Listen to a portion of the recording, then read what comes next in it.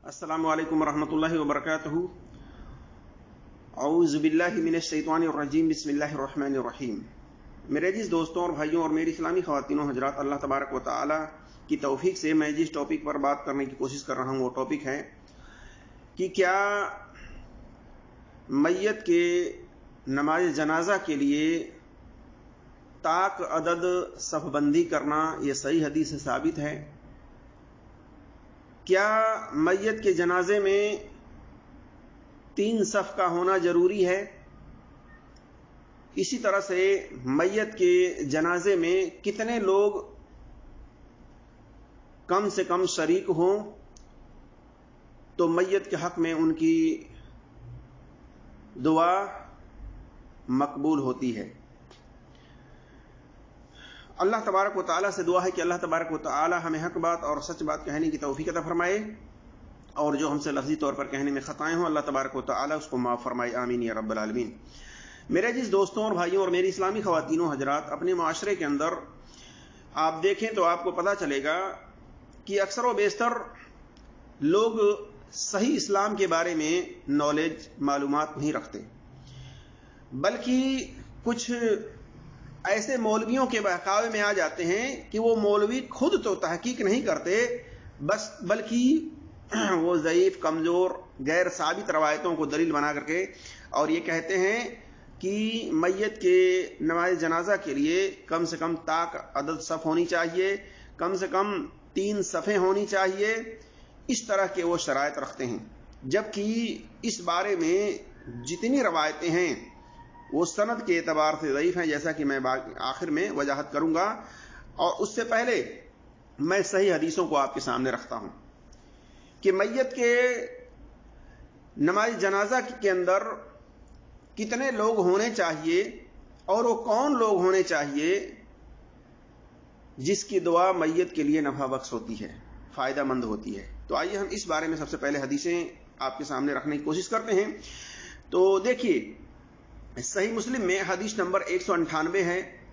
947 है, सुनन निसाई में हदीस नंबर 1994 है, 1993 है, सुनन तिरमिजी में हदीस नंबर 1029 है, मुस्नद अहमद में जिल्द नंबर 6 सफ़ा नंबर 32, 40, 97 और 231 और शरह मुश्किलुल आसार के अंदर हदीस नंबर 265, 267 और इसी तरह से मुस्नद बज़्ज़ार में हदीस नंबर 9219, सुनन इब्न माजा में हदीस नंबर 1488, शोबुल ईमान के अंदर हदीस नंबर 9254, 9253, शरह मुश्किलुल आसार के अंदर हदीस नंबर 270, 269 और 272 वगैरह में है।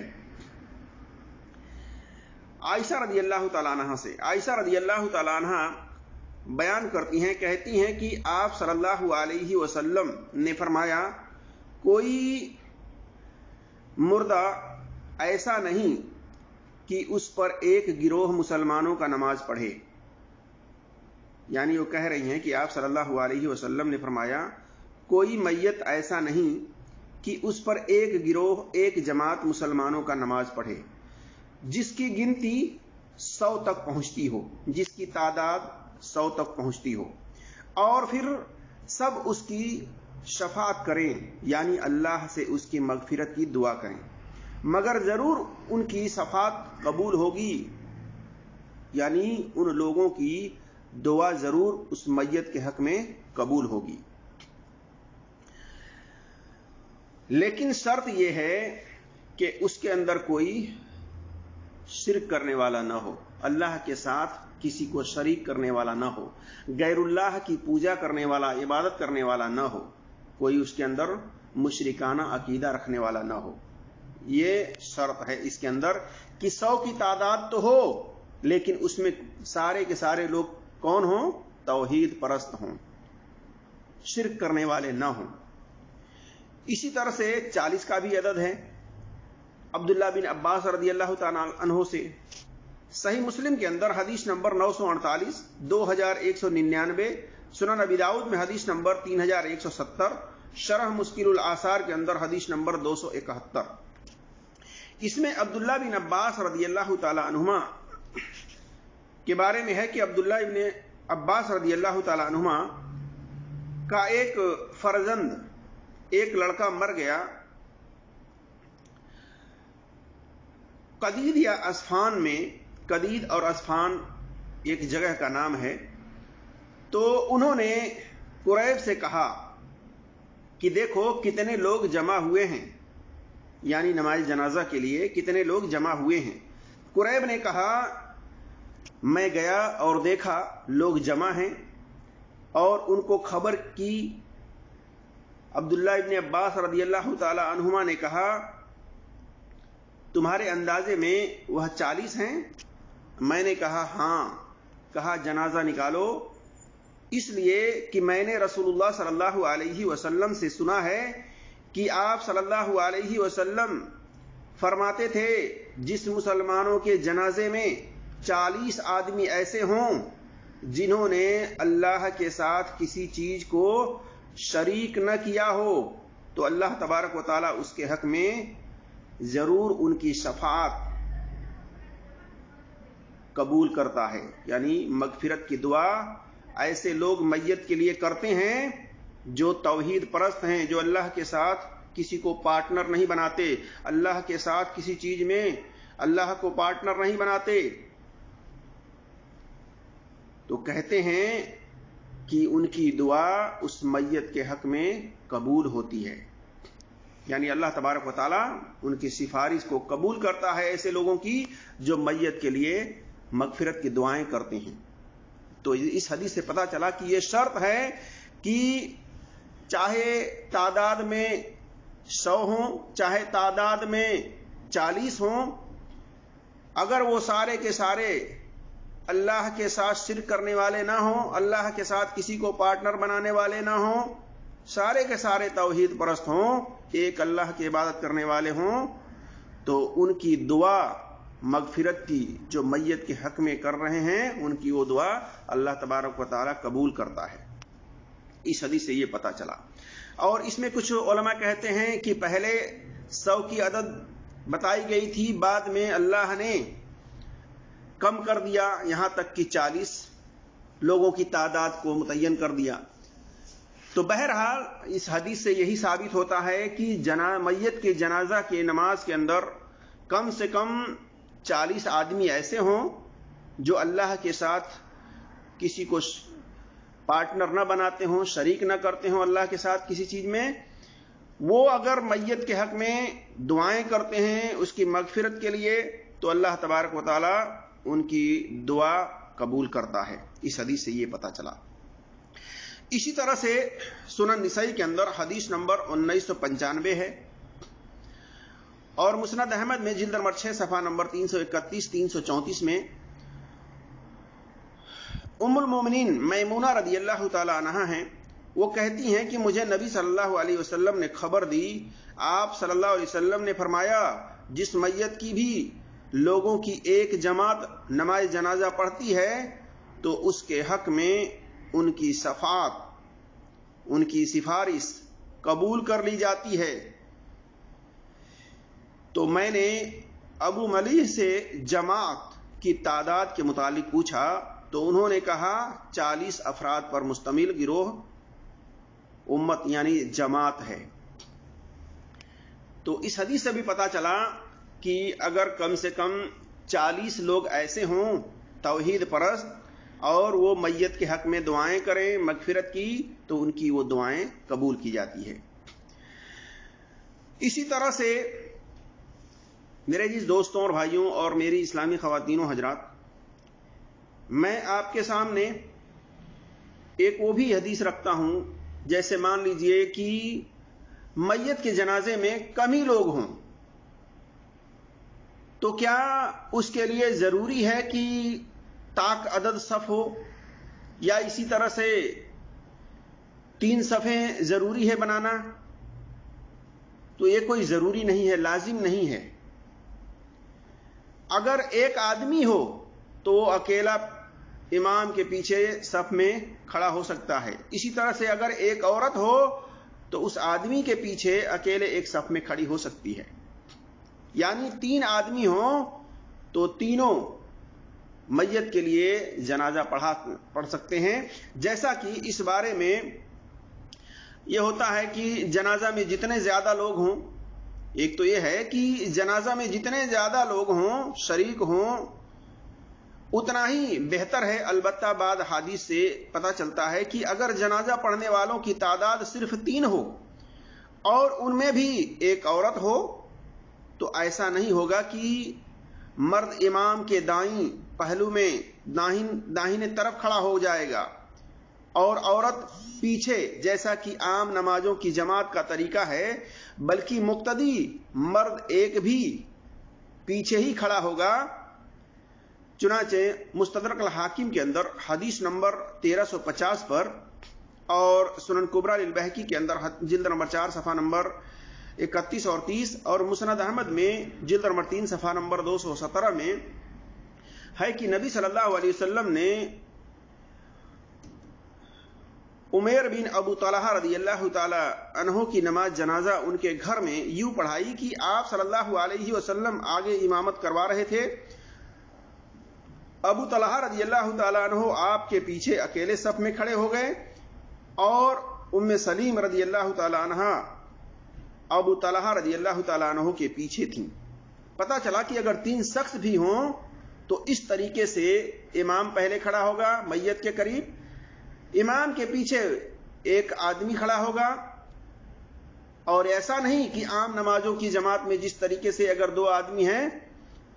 تو امام کے داہنی طرف وہ آدمی کھڑا ہوگا، بلکہ نماز جنازہ کے اندر اگر 3 آدمی بھی ہیں تو امام کے ساتھ دوسرا آدمی کھڑا نہیں ہوگا، بلکہ امام سے پیچھے کھڑا ہوگا، اور اس آدمی سے پیچھے اگر عورت ہے تو اس آدمی کے پیچھے ایک عورت اپنا الگ صف میں کھڑی ہوگی۔ تو اس طریقے سے